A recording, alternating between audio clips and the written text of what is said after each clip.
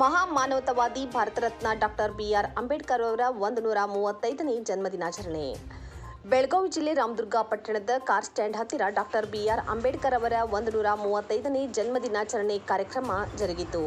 ಈ ಕಾರ್ಯಕ್ರಮವನ್ನು ದೀಪ ಬೆಳಗಿಸುವ ಮೂಲಕ ಪುಷ್ಪ ನಮನ ಸಲ್ಲಿಸಿ ಬಿಡಿಸಿಸಿ ಬ್ಯಾಂಕ್ ನಿರ್ದೇಶಕ ಮಲ್ಲಣ್ಣ ಯಾದವಾಡ್ ಹಾಗೂ ಗಣ್ಯರು ಚಾಲನೆ ನೀಡಿದರು.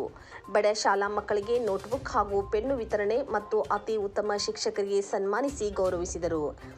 ಪ್ರಾಸ್ತಾವಿಕವಾಗಿ ಮಾತನಾಡಿದ ಕಮ್ಯುನಿಸ್ಟ್ ಪಕ್ಷದ ಕಾರ್ಯದರ್ಶಿ ಗೈಬು ಜೈನೇಖಾನ್, ಉದ್ಘಾಟಕರಾದ ಮಲ್ಲಣ್ಣ ಯಾದವಾಡ್, ಚಲನಚಿತ್ರ ನಟ ಹಾಗೂ ಸಾಮಾಜಿಕ ಹೋರಾಟಗಾರ ಚೇತನ್ ಅಹಿಂಸಾ ಸವಿಸ್ತಾರವಾಗಿ ಡಾಕ್ಟರ್ ಅಂಬೇಡ್ಕರ್ ಬಗ್ಗೆ ವಿವರಣೆ ನೀಡಿದರು. ಈ ಸಂದರ್ಭದಲ್ಲಿ ಅಧ್ಯಕ್ಷತೆ ವಹಿಸಿದ ಜನಪರ ಟ್ರಸ್ಟ್ ರಾಜ್ಯಾಧ್ಯಕ್ಷ ಸುಭಾಷ್ ಚಂದ್ರ ಘೋಡ್ಕೆ, ಆನಂದ್ ಕುಲಕರ್ಣಿ, ದಸ್ತು ಬರಹಗಾರ ಶಫಿ ಬೆಣ್ಣಿ, ಕೆಎಂಯು ಅಧ್ಯಕ್ಷ ಚಿದು ದೊಡ್ಮನಿ, ಕಾಂಗ್ರೆಸ್ ಎಸ್ಸಿ ಘಟಕದ ಅಧ್ಯಕ್ಷರು ಗಂಗಾಧರ್ ಭೋಸ್ಲೆ, ವೀರರಾಣಿ ಕಿತ್ತೂರು ಚೆನ್ನಮ್ಮ, ಶಾಲಾ ಆಡಳಿತಾಧಿಕಾರಿ ಅಲ್ತಾಫ್ ಜಾಗೀರ್ದಾರ್, ವಿಜಯ್ ಕುಮಾರ್ ರಾಠೋಡ್, ಅಧ್ಯಕ್ಷ ಕರ್ನಾಟಕ ರಕ್ಷಣಾ ವೇದಿಕೆ, ಮಾಜಿ ಜಡ್ಪಿ ಸದಸ್ಯ ಜಹೂರ್ ಹಾಜಿ, ಅಭಿಜಿತ್ ಮುನ್ವಳ್ಳಿ, ಅಧ್ಯಕ್ಷ ಜೈ ಭೀಮ್ ಯುವ ಜಾಗೃತ ಸೇನೆ ಉಪಸ್ಥಿತರಿದ್ದರು. ಗೋಪಾಲ್ ಮಾದರ್ ಸ್ವಾಗತಿಸಿದರು. ಪವನ್ ದೇಶಪಾಂಡೆ ನಿರೂಪಿಸಿದರು. ವ್ಯಕ್ತಿ ಯಾರಾದ್ರೂ ಇದ್ರೆ ಅದು ಡಾಕ್ಟರ್ ಬಾಬಾ ಸಾಹೇಬ್ ಅಂಬೇಡ್ಕರ್ ಅಂತ ಹೇಳಿ ನಾವು ಹೇಳಬಹುದು.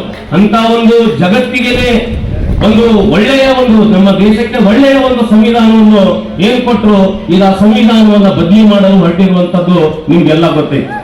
ಆ ಸಂವಿಧಾನ ಬದಲಿ ಮಾಡಕ್ ಹೊಂಟ ಇವತ್ತು ನಮಗೆ ಇರುವಂತದ್ದು ಸಂವಿಧಾನದಲ್ಲಿರುವಂತಹ ಎಲ್ಲಾ ಪರಿಚ್ಛೇದಗಳನ್ನ ಬದಲಾವಣೆ ಮಾಡಿ ತಮ್ಮ ಕಪಿಮುಷ್ಟಿಯಲ್ಲಿ ಮತ್ತೆ ಏನ ರೀತಿ ಈ ಬಂಡವಾಳಶಾಹಿಗಳ ಒಂದು ಉಚ್ಚ ಜಾತಿಯ ಜನರ ಒಂದು ಆಡಳಿತವನ್ನ ತರಬೇಕನ್ನುವಂತ ನಿಟ್ಟಿನಲ್ಲಿ ಏನು ಈ ಸಂವಿಧಾನವನ್ನು ಬದಲಿ ಮಾಡಕ್ ಹೊಂಟಾರ. ಇದು ಮಾಡಕ್ ಆಗ್ಲಾರ್ದಂಗ ಇದನ್ನ ಮಾಡಬಾರದು ಅಂತ ಹೇಳಿದ್ರೆ ಇವತ್ತ ನೀಲಿ, ಕೆಂಪ, ಹಸಿರು ನಾವೆಲ್ಲರೂ ಒಂದಾಗಿ ಇದನ್ನ ನೀವು ಬದಲಾವಣೆ ಮಾಡ್ಲಿಕ್ಕೆ ನಾವು ಬಿಡೋದಿಲ್ಲ ಅಂತ ಹೇಳಿ ಒಂದು ದೊಡ್ಡ ಒಂದು ಕ್ರಾಂತಿನೇ ಆತಂದ್ರೆ ಅದು ನಮ್ಮ ಸಂವಿಧಾನ ಮತ್ತೆ ಉಳಿತೈತೆ ಅನ್ನುವಂಥದ್ದು ನನ್ನ ಆಶಯ. ಈಗಾಗಲೇ ಗೈಬು ಜೈನೇಖಾನ್ ಅವರು ಹೇಳಿದ ಹಾಗೆ ಸಂವಿಧಾನ ಶಿಲ್ಪಿ ಡಾಕ್ಟರ್ ಬಾಬಾ ಸಾಹೇಬ್ ಅಂಬೇಡ್ಕರ್ ಅವರ ಬಗ್ಗೆ ಮಾತನಾಡಲಿಕ್ಕೆ ಒಂದಿನ ಸಾಲೋದಿಲ್ಲ. ಅವ್ರ ಬಗ್ಗೆ ಚಲನಚಿತ್ರವನ್ನು ನೋಡಿದ್ದಾಯ್ತು, ಸಮಾಜದ ಏರಿಳಿತಗಳನ್ನ ಕಂಡು ಸಮಾಜದ ಕಟ್ಟ ಕಡೆಯ ಮನುಷ್ಯ ಇವತ್ತಿನ ದಿವಸ ಅಖಂಡ ಭಾರತದ ಕಾನೂನು ಮಂತ್ರಿಯಾಗಿ ಸಮಾಜ ಸೇವೆಯಲ್ಲಿ ತಮ್ಮನ್ನು ತಾವು ತೊಡಗಿಸಿಕೊಂಡು ದೇಶದ ಉದ್ದಗಲಕ್ಕೂ ಒಂದು ಚಾರಿತ್ರಿಕವಾಗಿರ್ತಕ್ಕಂಥ ಸಂವಿಧಾನವನ್ನು ಕೊಟ್ಟಿರತಕ್ಕಂಥ ಒಬ್ಬ ಧೀಮಂತ ನಾಯಕ ಇದ್ದರೆ ಅದು ಬಾಬಾ ಸಾಹೇಬ್ ಅಂಬೇಡ್ಕರ್ ಅಂತ ನಾನು ಹೇಳಿಕ್ಕೆ ಇಷ್ಟಪಡ್ತೇನೆ. ಅಂತ ಚೇತನ ಇವತ್ತಿನ ದಿವಸ ಸಿಗುವುದು ಅಪರೂಪ. ಹುಟ್ಟು ಮತ್ತು ಸಾವಿನ ಮಧ್ಯದಲ್ಲಿ ಸಾಕಷ್ಟು ಏರಿಳಿತಗಳನ್ನು ಕಂಡಿರ್ತಕ್ಕಂಥದ್ದು, ಸಮಾಜ ಸೇವೆ ಜೊತೆಗೆ ವಿದ್ಯಾಭ್ಯಾಸವನ್ನು ಮಾಡಿ ದೇಶಕ್ಕೆ ಒಳ್ಳೆಯ ಕೊಡುಗೆಯನ್ನು ಕೊಟ್ಟಿರ್ತಕ್ಕಂಥದ್ದು, ಇಡೀ ವಿಶ್ವ ಮೆಚ್ಚುವಂತ ಒಂದು ಕಾನೂನನ್ನು ಕೊಟ್ಟಿರ್ತಕ್ಕಂಥ ಒಬ್ಬ ಮಹಾನ್ ನಾಯಕನೇ ಆಗಿದ್ರೆ ಅದು ಡಾಕ್ಟರ್ ಬಾಬಾ ಸಾಹೇಬ್ ಅಂಬೇಡ್ಕರ್ ಅಂತ ಹೇಳಕ್ಕೆ ಇಷ್ಟಪಡ್ತಾ ಇದ್ದಾರೆ. ಸಹಿಸಿಕೊಳ್ಳಿಕ್ಕೆ ಆಗದೆ ಇರ್ತಕ್ಕಂಥವ್ರು ಅವ್ರಿಗೆ ಯಾವ ತರ ಹಿಂಸೆಯನ್ನು ಕೊಟ್ಟಿರ್ತಕ್ಕಂಥ ನಾವೆಲ್ಲರೂ ದಿವಸ ಪತ್ರಿಕೆಗಳ ಮುಖಾಂತರವಾಗಿ, ಮಾಧ್ಯಮದ ಮುಖಾಂತರವಾಗಿ ನಾವು ನೋಡ್ತಾ ಇದ್ದೀವಿ. ದೇಶ ಫ್ರೆಂಚರು, ಡಚ್ಚರು, ಪೋರ್ಚುಗೀಸರು, ಆಮೇಲೆ ಇಂಗ್ಲಿಷರು ಈ ದೇಶವನ್ನು ಸಂಪೂರ್ಣವಾಗಿ ಲೂಟಿ ಮಾಡಿ ದೇಶಕ್ಕೆ ಸ್ವತಂತ್ರವನ್ನು ತೆಗೆದುಕೊಳ್ಳಿಕ್ಕೆ ಯಾವ ಮಹಾತ್ಮ ಗಾಂಧಿಯ ಹೆಸರನ್ನು ನಾವು ಹೇಳ್ತಾ ಇದೆಯಲ್ಲ, ಆ ಮಹಾತ್ಮ ಗಾಂಧೀಜಿ ಅವರ ಹೆಸರಿನಲ್ಲಿ ಇನ್ನೊಬ್ಬ ಧೀಮಂತ ನಾಯಕ ಅದು ಡಾಕ್ಟರ್ ಬಾಬಾ ಸಾಹೇಬ್ ಅಂಬೇಡ್ಕರ್ ಅಂತ ಹೇಳಿಕೆ ಇಷ್ಟಪಡ್ತಾರೆ. ಅದು ನಿಜವಾಗ್ಲೂ ಸತ್ಯಕ್ಕೆ ದೂರವಾಗುತ್ತೆ. ಯಾಕಂದ್ರೆ ಬಾಬಾ ಸಾಹೇಬ್ ಒಂದು ಸಂವಿಧಾನಕ್ಕೆ ಸೀಮಿತ ಮಾಡಕ್ಕಾಗಲ್ಲ. ಅವ್ರು 3 ದೇಶಕ್ಕೆ ಸಂವಿಧಾನ ಬರೆಯೋ ಸಾಮರ್ಥ್ಯ ಇರೋ ಮನುಷ್ಯ. ಮತ್ತೆ ಭಾರತ ರತ್ನ ಬಾಬಾ ಸಾಹೇಬ್ ಕೊಟ್ಟು ಬಾಬಾ ಸಾಹೇಬ್ ಬೆಳೆದಿಲ್ಲ. ಭಾರತ ರತ್ನ ಬಾಬಾ ಸಾಹೇಬ್ ಕೊಟ್ಟು ಭಾರತ ರತ್ನ ಗೌರವ ಸಿಕ್ಕಿದೆ. ಅದನ್ನ ನನಸು ಮಾಡಬೇಕು. It is A dream. ಒಂದು ಸಮಾಜಕ್ಕೆ ಒಂದು ಕನಸದು. ಆ ಕನಸು ಏನದು? ಆ ಕನಸು ಬರೀ ದೊಡ್ಡ ಅದು ಕನಸು ನನಸಾಗ್ಬಿಡುತ್ತಾ? ಇಲ್ಲ. ಅಥವಾ ನಮ್ಗೆ 100 ಕೋಟಿ ಸಿನಿಮಾಗಳು ದೊಡ್ಡ ಪ್ಯಾನ್ ಇಂಡಿಯಾ ಸಿನಿಮಾಗಳಾಗಿದ್ದ ತಕ್ಷಣ ಅಂಬೇಡ್ಕರ್ ಕಂಡ ಕನಸು ನನಸಾಗತ್ತಾ? ಇಲ್ಲ. ನಮಗೆ ಬಾಬಾ ಸಾಹೇಬ್ರ ಕನಸನ್ನ ಏನು ಅಂತ ನಾವು ಐಡೆಂಟಿಫೈ ಮಾಡಬೇಕು, ಅದನ್ನು ವ್ಯಾಖ್ಯಾನಿಸಬೇಕು. ನಾವು ಅಂಬೇಡ್ಕರ್ ವಾದನ ವ್ಯಾಖ್ಯಾನ ಮಾಡದೇ ಇದ್ರೆ ಈ ಅಸಮಾನತೆಯ ಶಕ್ತಿಗಳು ಅದನ್ನ ವ್ಯಾಖ್ಯಾನಿಸಿ ಬಾಬಾ ಸಾಹೇಬ್ನ ಒಂದು ಸಮುದಾಯ ಹುಟ್ಟಿರೋ ಸಮುದಾಯಕ್ಕೆ ಸೀಮಿತ ಮಾಡ್ತಾರೆ, ಅಥವಾ ಸಂವಿಧಾನ ಶಿಲ್ಪಿ ಅಂತ ಸೀಮಿತ ಮಾಡ್ತಾರೆ. ನೋಡಿ, ಸಂವಿಧಾನ ಅನ್ನೋದು ಕೂಡ ಬಾಬಾ ಸಾಹೇಬರು ಅವತ್ತಿನ ದಿನ ಅನೇಕರಿದ್ರು. ಅನೇಕ ಅಸಮಾನತೆಯ ಶಕ್ತಿಗಳು, ಆರ್ಯ ಸಮಾಜಿಸ್ಸು, ಬ್ರಹ್ಮ ಸಮಾಜಿಸ್ಸು, ಕಮ್ಯುನಿಸ್ಟು, ಕಾಂಗ್ರೆಸ್, ಚಿಗತ್ತರ, ಹಿಂದುತ್ವವಾದಿಗಳು, ಸೋಷಿಯಲಿಸ್ಟು ಎಲ್ಲರೂ ಇದ್ರು. ಅದಕ್ಕೆ ಅನೇಕ ವಿಚಾರಗಳು ಬಾಬಾ ಸಾಹೇಬ್ ಇಷ್ಟ ಇರೋ ವಿಚಾರಗಳು ಸೇರಿಸಕ್ಕಾಗಿಲ್ಲ, ಅನೇಕ ಇಷ್ಟ ಇದ್ದಿರೋ ವಿಚಾರಗಳು ಸೇರಿಸಲ್ಪಟ್ಟಿವೆ.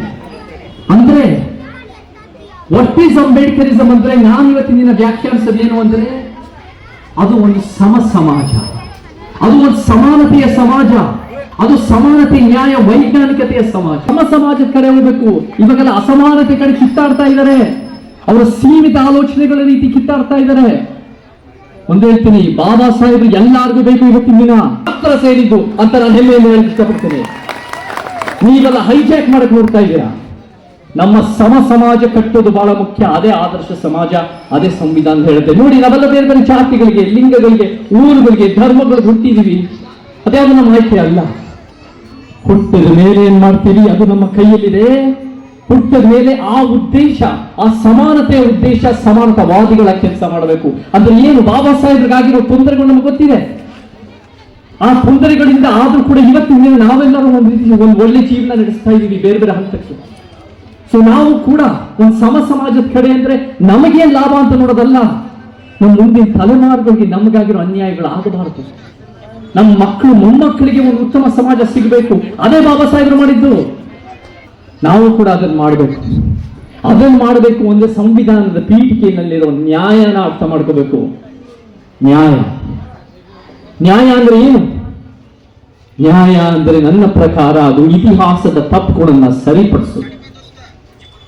ಇತಿಹಾಸನ ನಾವು ಅರ್ಥೈಸ್ಕೋಬೇಕು. ಬಾಬಾ ಸಾಹೇಬ್ ಹೇಳೋದು ನಮ್ಗೆ ಗೊತ್ತಿದೆ. ಇತಿಹಾಸನ ಅರ್ಥೈಸ್ಕೊಳ್ಳದೆ ಇರೋರು ಇತಿಹಾಸ ಸೃಷ್ಟಿಸಲಾರರು ಅಂತ ಹೇಳ್ತಾರೆ. ಆದರೆ ಇತಿಹಾಸ ಅಂದಾಗ ನಾವು ಇತಿಹಾಸನ ವೈಜ್ಞಾನಿಕವಾಗಿ ಅರ್ಥ ಮಾಡಿಕೊಂಡು ವರ್ತಮಾನದ ಸಂಘಟನೆ ಕಟ್ಟಿ ಭವಿಷ್ಯ ರೂಪಿಸಬೇಕು. Nation builders. ಆ ನ್ಯಾಯ ನಮಗೆ ಬೇಕಿದೆ. ನ್ಯಾಯ ಅಂದ್ರೆ ಏನು? ತಳಮಟ್ಟದಿಂದ ಏರ್ಸೋದು, ಮೇಲಿಂದ ಇಳಿಸೋದು, ಒಂದು ಸಮಾಜ ಕಟ್ಟೋದು. ಕಂಡ ಶಿಕ್ಷಣ ಯಾವುದು ಅಂದ್ರೆ ಚಳುವಳಿಯ ಶಿಕ್ಷಣ. ಚಳುವಳಿಗೆ ಬರಬೇಕು, ಸೇರ್ಕೋಬೇಕು, ನಾವು ಅರ್ಥ ಮಾಡ್ಕೋಬೇಕು. ಇದ್ರ ಸತ್ಯ ಚರ್ಚೆ ಆಗತ್ತೆ, ವಿಚಾರಗಳು ಹಂಚ್ಕೊಂತೀವಿ. ನಾವೇನ್ ಮಾಡ್ಬೋದು, ಹೆಂಗ್ ಉತ್ತಮ ಸಮಾಜ ಕಟ್ಬೋದು ಅನ್ನೋದು ದೊಡ್ಡ ಮಟ್ಟದ ವಿಚಾರಗಳು ಮೆಲ್ಕಾಗ್ತೀವಿ, ಚರ್ಚೆ ಬರುತ್ತೆ. ಸೊ ಆ ಪಠ್ಯ ಪುಸ್ತಕದ ಶಿಕ್ಷಣ ಬಹಳ ಮುಖ್ಯವಾಗುತ್ತೆ. ಸ್ನೇಹಿತರೆ, ಈ ತಿಂಗಳು ವಿಶೇಷವಾದ ತಿಂಗಳು. ಈ ತಿಂಗಳು ಏಪ್ರಿಲ್ ತಿಂಗಳು. ಯಾಕೆ ವಿಶೇಷ ಅಂದ್ರೆ ಏಪ್ರಿಲ್ ನಲ್ಲಿ ಬಾಬಾ ಸಾಹೇಬ್ ಗುರುಗಳು ಜ್ಯೋತಿಬಾ ಫುಲೆ ಏಪ್ರಿಲ್ 11ನೇ ತಾರೀಕು ಹುಟ್ಟಿದ್ದಾರೆ. ಬಾಬಾ ಸಾಹೇಬ್ ಜಯಂತಿ ನಿನ್ನೆ ಏಪ್ರಿಲ್ 14ನೇ ತಾರೀಕು ಆಗಿದೆ. ಇದೇ ತಿಂಗಳು ಏಪ್ರಿಲ್ 20ನೇ ತಾರೀಕು ಅಣ್ಣ ಬಸವಣ್ಣವರ ಜಯಂತಿ ಕೂಡ ಇದೆ. ನಾವು 10-12 ವರ್ಷಗಳಿಂದ ಏಪ್ರಿಲ್ ತಿಂಗಳನ್ನ ದಲಿತ ಇತಿಹಾಸ ತಿಂಗಳಂತ ಗುರುತಿಸಲ್ಪಟ್ಟಿದ್ದೀವಿ. ನೋಡಿ, ಅದು ವಿಶೇಷ. ಯಾಕಂದ್ರೆ ಎಲ್ಲಿಂದ ಬರುತ್ತೆ ಅಂದ್ರೆ ಅದು ಅಮೆರಿಕದ ಕರಿ ಜನಾಂಗದವರು. ಅವರು ಕೂಡ 500 ವರ್ಷದ ತಾರತಮ್ಯ, ವ್ಯವಸ್ಥಿತ ತಾರತಮ್ಯ. ಹೆಂಗೆ ನಮ್ಮ ದಲಿತರು ಕೂಡ, ನಮ್ಮ ಅಸ್ಪೃಶ್ಯರು ಕೂಡ, ನಮ್ಮ ಶೋಷಿತ ವರ್ಗರು ಕೂಡ, ನಮ್ಮ ಬಹುಜನರು ಕೂಡ, ನಮ್ಮ ದಮನಿತ ಸಮುದಾಯಗಳು ಕೂಡ ಅನುಭವಿಸಿದರು ಈ ಬ್ರಾಹ್ಮಣ್ಯದ ವ್ಯವಸ್ಥೆಯಿಂದ. ಅವರು ಕೂಡ ಅನುಭವಿಸ್ತಾ ಇದ್ದಾರೆ. ನಾನು ನೋಡಿ ಒಂದು ಹೇಳ್ತೀನಿ, ಬ್ರಾಹ್ಮಣ್ಯದ ವ್ಯವಸ್ಥೆ ನಮ್ಮ ಶತ್ರು. ನಾವು ಯಾವ ವ್ಯಕ್ತಿಗಳನ್ನ ಬದಲಾಯಿಸಕ್ ಹೋಗ್ಲೂಬಾರ್ದು, ಬದಲಾಯಿಸಕ್ ಆಗೋದು ಇಲ್ಲ. ನಮ್ಮನ್ನು ನಾವು ಕಿತ್ಕೊಳ್ತಾ ಬರೋದು ಬಹಳ ಮುಖ್ಯ ಆಗತ್ತೆ. ಆದ್ರೆ ಈ ಅನ್ಯಾಯ ಮತ್ತು ಅಸಮಾನತೆ ವ್ಯವಸ್ಥೆ ವಿರುದ್ಧ ನಾವೆಲ್ಲರೂ 7 ಕೋಟಿ ಕರ್ನಾಟಕದವ್ರು ಫೈಟ್ ಮಾಡಬೇಕು. ಬ್ರಾಹ್ಮಣ್ಯದ ವ್ಯವಸ್ಥೆ ಅಂದ್ರೆ ಏನು? ಕೆಲವು ಹುಟ್ಟಿದ ತಕ್ಷಣ ಎಲ್ಲಾ ರೀತಿ ಸಾಮಾಜಿಕ, ಆರ್ಥಿಕ, ಶೈಕ್ಷಣಿಕ, ರಾಜಕೀಯ, ಭೂಮಿಯ ಸವಲತ್ತು ಪಡಿತಾರೆ. ಕೆಲವು ಹುಟ್ಟಿದ ತಕ್ಷಣ ಎಲ್ಲಾ ರೀತಿ ವಂಚನೆ. ಇದು ಜನ್ಮ ಆಧಾರಿತವಾದ ಶ್ರೇಣಿ. ಇದು ಒಂದು ಜಾತಿ ವ್ಯವಸ್ಥೆ, ಒಂದು ಬ್ರಾಹ್ಮಣ್ಯದ ವ್ಯವಸ್ಥೆ, ಒಂದು ವರ್ಣ ವ್ಯವಸ್ಥೆ, ಒಂದು ಅಸಮಾನತೆ ವ್ಯವಸ್ಥೆ. ಅದನ್ನು ಕಿತ್ತಾಕೋದು ನಮ್ಮ ಬಹಳ ಮುಖ್ಯವಾದ ಗುರಿ. ಅದು ಎಲ್ಲ ಅಸಮಾನತೆ ಸೇರಿ ಅದು ಒಂದು ಅಸಮಾನತೆ. ಸೊ ಈ ಏಪ್ರಿಲ್ ತಿಂಗಳು ದಲಿತ ಇತಿಹಾಸ ತಿಂಗಳು. ಇದು ಬಹಳ ವಿಶೇಷ ಆಗುತ್ತೆ. ನಾವು ಇತಿಹಾಸನ ಯಾವ ರೀತಿ ನೋಡಬೇಕು ಅಂದ್ರೆ ಬರೀ ಪ್ರಭಾವಿ ಸಮುದಾಯದ ದೃಷ್ಟಿಕೋನದಿಂದ ಅಲ್ಲ, ನಾವು ಪ್ರತಿರೋಧದ ದೃಷ್ಟಿಕೋನದಿಂದ ನೋಡಬೇಕು. ಪ್ರತಿಯೊಂದು ವಿಚಾರನು ನಮ್ಮ ಮೂಗಿನೇರಕ್ಕಲ್ಲ, ಈ ಅನ್ಯಾಯದ ವ್ಯವಸ್ಥೆ ವಿರುದ್ಧ ನೋಡೋದು ಬಹಳ ಮುಖ್ಯ. ಜನಸಾಮಾನ್ಯರ ಇತಿಹಾಸ. ನಾನು ಹೇಳ್ತೇನೆ ನಿಮ್ಗೆ, ಇವತ್ತಿನ ದಿನ ಇದು ಯಾಕೆ ಮುಖ್ಯ ಆಗತ್ತೆ ಅಂದ್ರೆ ಇವತ್ತು ಬಹಳ ಒಂದು ದೊಡ್ಡ ಮಟ್ಟದ ಯುದ್ಧಗಳು ನಡೀತಾ ಇದೆ, ಅಹಿಂಸಾವಾದ ಯುದ್ಧಗಳು. ಅದೇ ಪ್ರಜಾಪ್ರಭುತ್ವ, ದೊಡ್ಡ ಮಟ್ಟದ ಯುದ್ಧಗಳು ವಿಚಾರಗಳ ನಡುವೆ. ಯಾವ ವಿಚಾರ ಸರಿ, ಯಾವ ತಪ್ಪು. ಇವತ್ತು ನೋಡಿ, ಎಲ್ಲಾ ಪಕ್ಷದವ್ರಿಗೂ ಕೂಡ ಬಾಬಾ ಸಾಹೇಬ್ ಬೇಕು. ಎಲ್ಲ ಸಿದ್ಧಾಂತದವರು ಕೂಡ ಬಾಬಾ ಸಾಹೇಬ್ ಅಂಬೇಡ್ಕರ್ ಜಯಂತಿ ಮಾಡ್ತಾರೆ.